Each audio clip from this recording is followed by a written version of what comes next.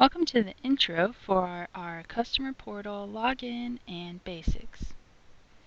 If you're interested in having access to our customer portal, please feel free to contact me through my email or through our website. Once you've been set up with a username or password, you'll be able to get access to our web-based customer portal. Remember that your password is case sensitive. We'll go ahead and log in, and I'll be able to take you through some of our basic menu choices. As you see at the top, you have Assets, In Work, Recall, Delinquent, and Reports. You'll be able to say your username up here at the top and log off when you're done. It's best to log off and not just close the browser, as it will hold on to your login for a period of time. So if you want to log back in, it'll think you're already in the system unless you have already logged off. If we go here to Assets, we'll be able to see one of the basic Find screens. Now this can be customizable if you have your Remember button clicked on. This is off and this is on. Once the Remember button is on, you'll see that these over here are clickable. That means that I can add a new search criteria, remove a criteria, and rearrange the criteria that I already have in here. Now, Remember does remember the last search that you made. So when you want to come into a new search, hit Reset and it'll clear any of the fields that have been populated. This is important to remember because if there is anything that has been filled in down here, you may not be finding what you've come in to find. Show Inactive will show the inactive instruments that are in your database. This means anything that is no longer being serviced by us, but has been at some point. If you don't want to see that, then just have that button clicked off. We can go ahead and search by anything in particular. Say I want to have a certain ID number, I can type in part of the ID number, and anything that fits that will come up. If I want to have one ID number in particular, I can type that in as well. If, however, I just want to find everything that is a certain manufacturer, model, or even just a certain type of instrument, I can search that as well.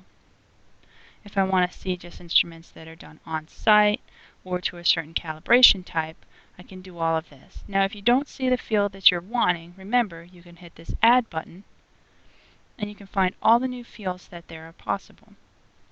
It is possible to have duplicate fields in the search area, so make sure that you check that it's not already in here before you add anything.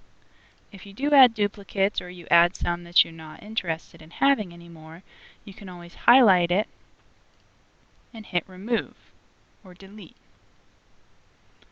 That'll take it off. You can add it on at a later time, or you can just have it off. If you're interested in having an Excel sheet with whatever you have found, say all of your instruments that are done on site, you can go ahead and find this information, hit Find. In my case, I don't have that, so I'll just do this. And then hit this Export CSV. What this will do is export into Excel a sheet that looks almost the same as your Find screen here. You'll be able to save it wherever you wish. I'm going to cancel. And then open that at a later time. This allows you to play through and make any changes, and you'd be able to send this to us through an email if there's anything that you would want to have updated. The customer portal is read-only, so you won't be able to make any changes in this. But that gives you the freedom to play around without having to worry about messing anything up. If you want to see anything that is currently in our lab or open for a work order, you can go to the In Work. This works the same as the Asset Find screen, where you can customize it and search for certain things. Now here you're only going to find things that are currently in the lab or open work orders for service. This would include any of our on-site work that has not been completed yet in our system. If I wanted to go to one of these in particular, I can double-click, and this will show me all the information for the work order. Now I see here that it is all in blue.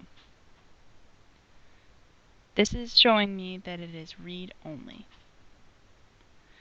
There are certain things that later on we may or may not add as something that you can change. This would be very limited, but if it is ever in white, it could be something you can change.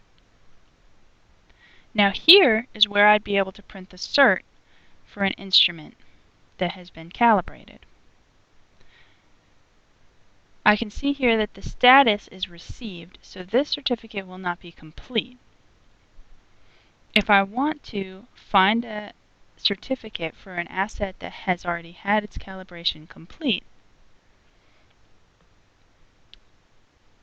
I would go to a particular one that I need,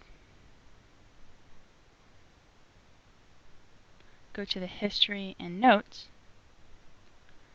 double-click on the field that I want. There can be multiples, as this will be every calibration that is in our system for this piece.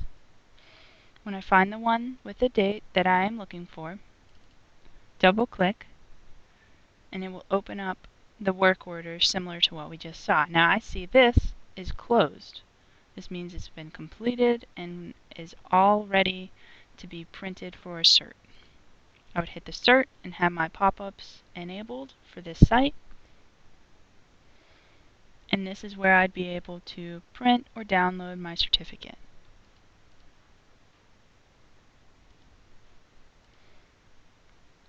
Recall is one of the most useful things in this as well.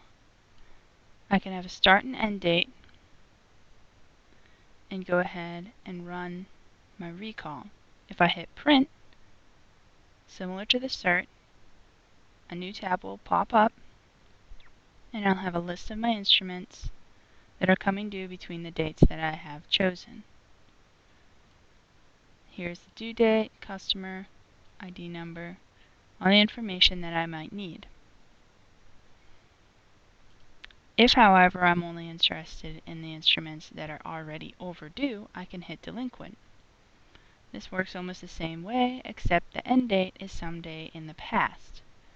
Now I'll find any of the instruments that are overdue and go ahead and print that.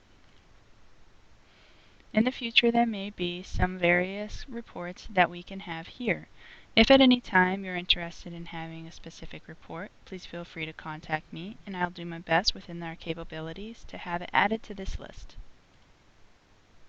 These are some basics for an overview of how to use the customer portal.